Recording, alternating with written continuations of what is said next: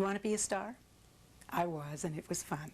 I did starring roles in a number of films, guest starring roles on umpteen television shows, and the most fun experience was on The Competition with Richard Dreyfuss and Amy Irving. They picked me up in a limousine, and in that limousine there was a bar, there was a refrigerator, there was stereo, there was television. It was a home on wheels. They picked me up, delivered me right to makeup, right to hairdresser. It was wonderful. And then you get your own chair that no one else can sit on, and it has your name on it. So that when you feel a little tired, you mosey over to the chair and rest with your arms on it. Very good experience. You'll be there too.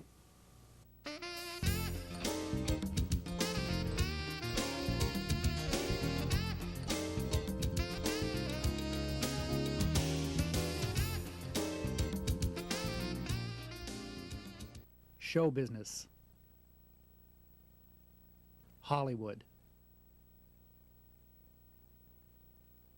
Stardom. Many people have big dreams to make it big in show business. To go to Hollywood, to become a big star. To dream is one thing, but to make it in show business, to make that kind of dream come true, one needs to know the proper steps to take. The best place to start is with someone who has been down that road before. Bea Silvern is a well-known and highly respected actress who is a perfect choice to help you know the proper steps to take if your dream is to become a star. As an actress, Bea has been featured in such feature films as The Competition, Young Frankenstein, and Earthquake, and has appeared in hit television series like ER, Chicago Hope, Kojak, Highway to Heaven, Cagney and Lacey, and The Rockford Files. Also, for her work in theater, she has won Best Actress and Outstanding Achievement Awards.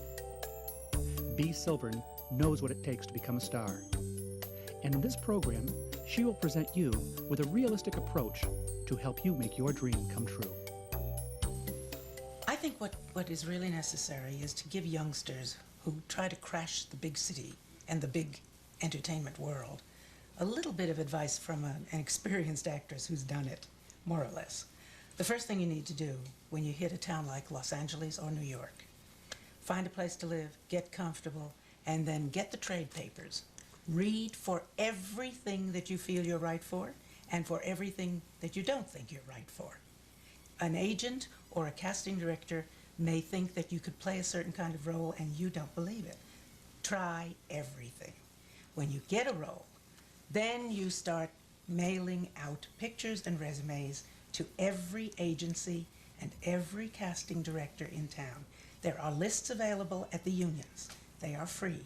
You can get them. Mail it. Do some homework. Do work.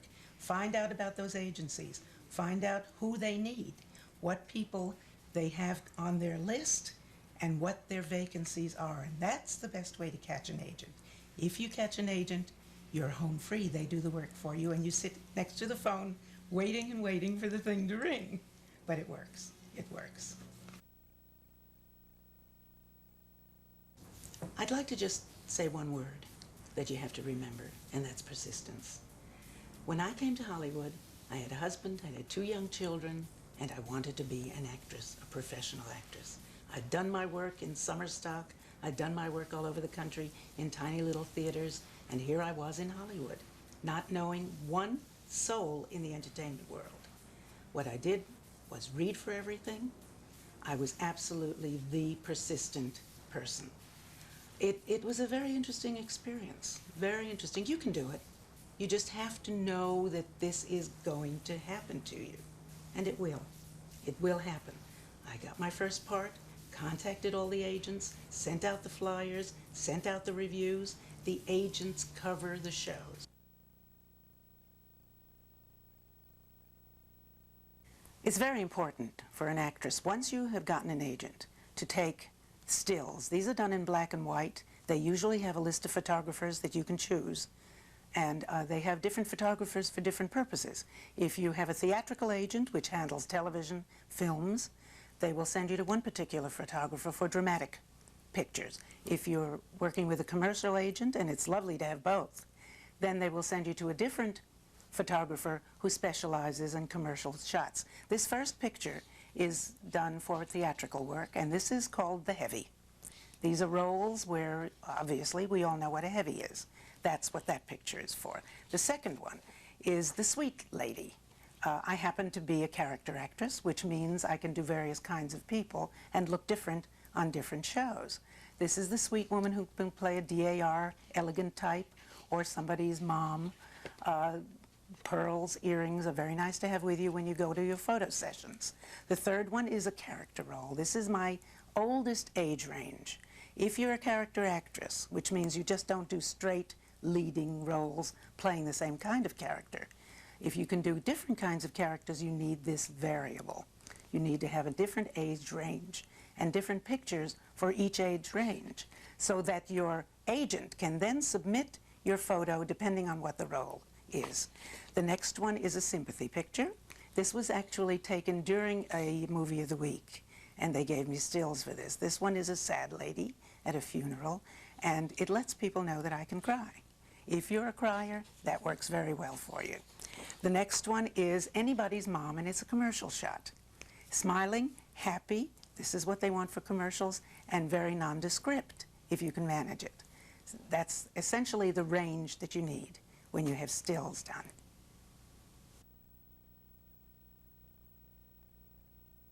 Let me tell you what has to go on the back of your picture. This is called the resume. Now, if you don't have this many, you just space it so it looks like you have more. This is a lot of years of work. You need your agent's name, you need all the work you've done. If you don't have a lot of background the way this is done, you put the name of the show, you put the director, you put the production company, so that it looks a little bit fuller.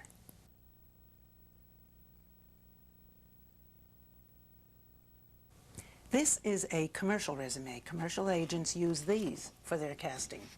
This is the front where you take a commercial shot that your photographer has snapped of you, and on the back you have various different types of pictures so that the casting director can get an idea of your range.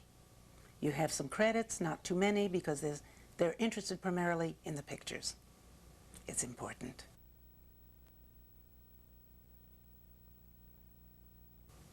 Any additional skills that you can bring to your work become very important for getting an extra job. For instance, if you can learn to ride a horse, as I did at 45 years old, you don't have to learn to do stunts. They'll have a stunt woman doing those.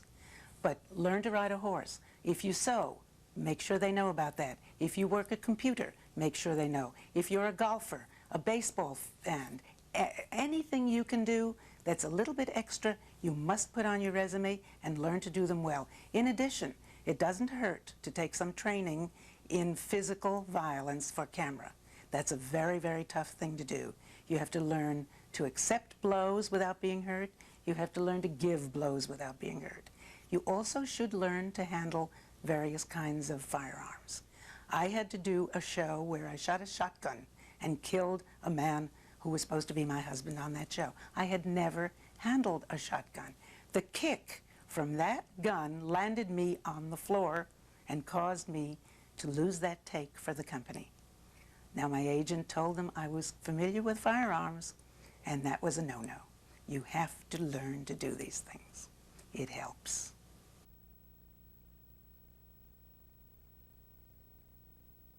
This is critical. When you can afford it and you're doing a show, take your picture that has to do with that show, the one that most fits the show, put the work you've done on, take an ad out in the trades. Whatever size you can afford is fine. This is a quarter-page ad. It's not too expensive, but then again, it depends on whether you're just starting out or you have earned some money, as I did. The next one is another type of ad. Any excuse to take an ad in the trades works. I got 3 jobs from this particular ad. It reminded them that I was out there and available and working.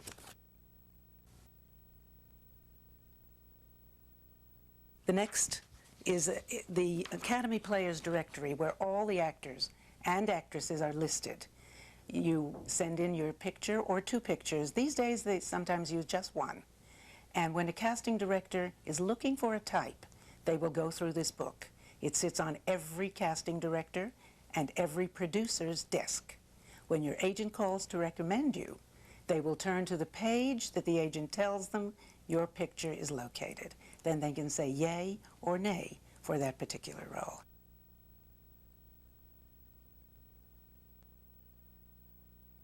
Casting directors receive these in the mail. It reminds them of you. They may not have thought of you for 3 weeks, 3 months. You're doing a show, make up a card. It's very inexpensive to do this. It's just Xeroxed. On the other side, you put the name, the address, and a small note like, hello, would love to hear from you. And that's it. You get jobs from this too.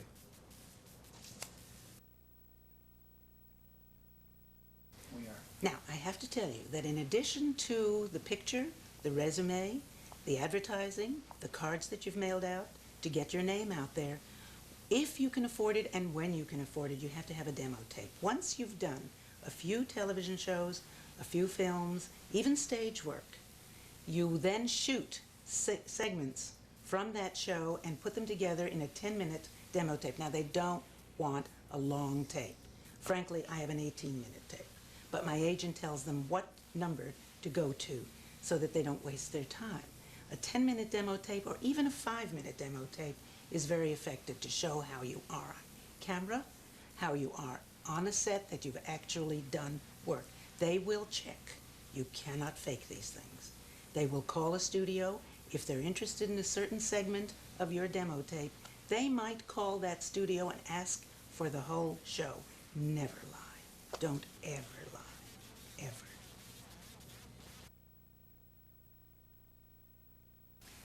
Let me just say a word or two about the audition, which is absolutely critical to getting the role. People have a tendency when they're new in the business to overdress for these things. They find out what the role is, and they go all out thinking this is what they may want. It does not work. You have to keep a little bit of wardrobe in your car. I keep a jacket in the car for business women roles. I keep a sweater in the car for dowdy roles. I keep an apron in the car. Let me tell you just one experience that I had where I got a very, very good role. I came in for a housekeeper. The casting director took one look at me and said, no, Bea, I think we'll try you for the lawyer. I went, one moment, please. Went out to the car, got my jacket, put it on, came back, and read for the role, looking like a lawyer. I put a pair of earrings on, a pin on the lapel, and I got that role, and it turned into a series. So you never know. Keep a wardrobe in your car.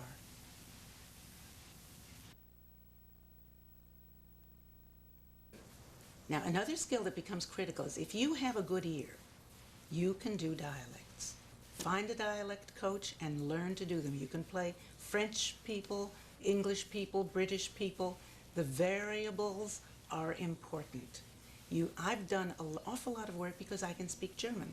My grandmother was Viennese, and I learned the language in trying to communicate with her. I was a lead on a series as a German housekeeper, and that was very lucrative. And those are important because of the contacts. I made wonderful contacts for the future doing that show. I got a little tired of doing German roles for a while, but it paid off. So learn to do dialects if you have a good ear.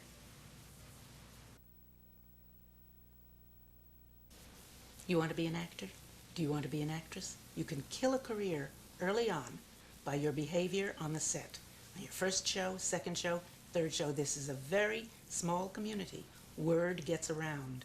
People help one another in those production offices by saying, oh, no, that person is very difficult. That person, forget him. There are millions of you out there. If you want to make it, you have to have a professional attitude. You have to be very cooperative.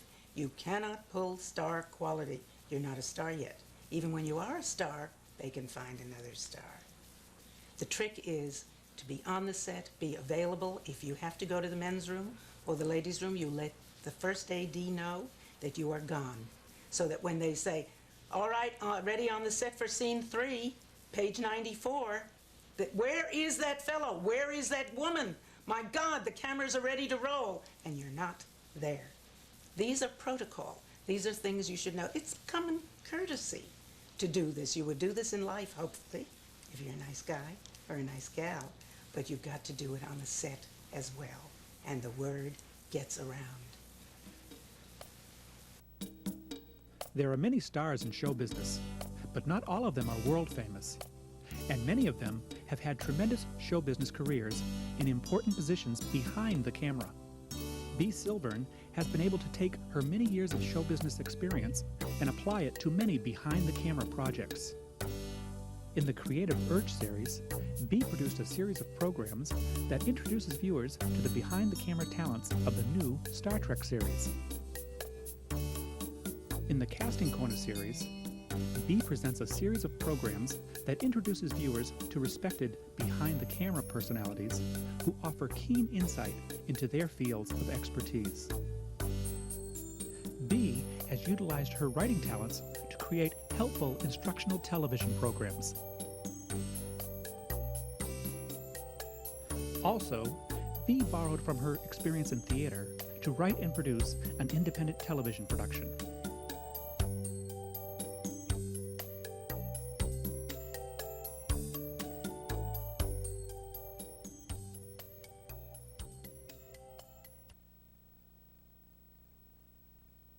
Does striving to make a career in show business mean you have to sacrifice everything else in your life? Bea and David Silvern offer their personal perspective on this question as they reflect back on Bea's extensive career in show business. When she does a part, she lives the part, not only on stage or on film, but when she comes home. So I'm really married to I don't know how many different women, because she's a different woman every time she does a different part. But I do have to apologize for when I did the rose tattoo, the lead in that, and I had to do some Italian in that show. When I came home and something dire happened at home, I would call him, "You sporcaccione," which means pig. Fat pig. And I'm sorry, David, I apologize. Well, my children, my older son was not interested in the business, but the younger one, Reed, very bright young man, he was interested in backstage. He did audio when I ran a theater in New York. I was artistic director of Theater 13. He did the audio, he was lighting expert, and he really enjoyed doing it. But he never would get up in front of the camera. When he was a young child, oh no, my first child, they needed a young boy in a Christmas show, and he played an angel, the biggest angel you ever saw in your life. He'll never forgive me for that. And I have a picture of him with his huge feet and the angel wings, which I must hide. Oh. Well, I started out as an engineer. Yes. I became a consulting engineer.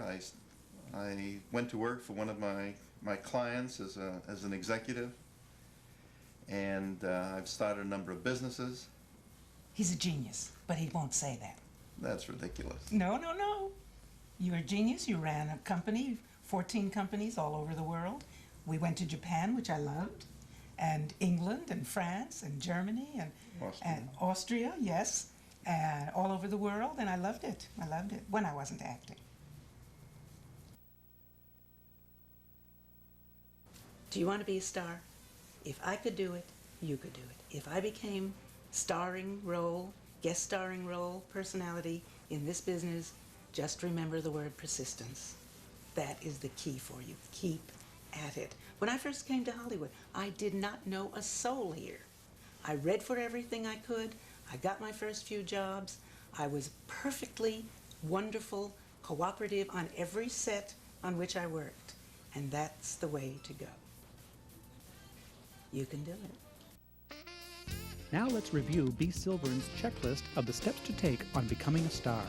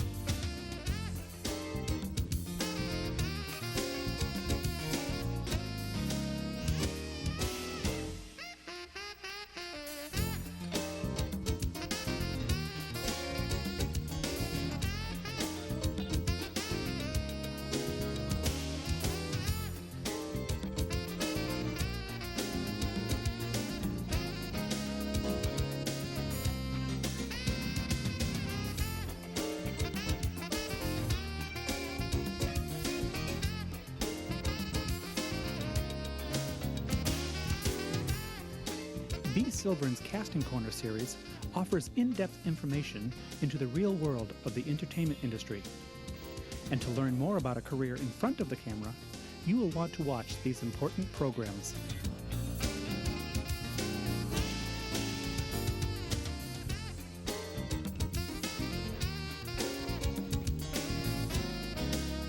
Finally, to learn more about a career behind the camera, you will want to watch these important programs.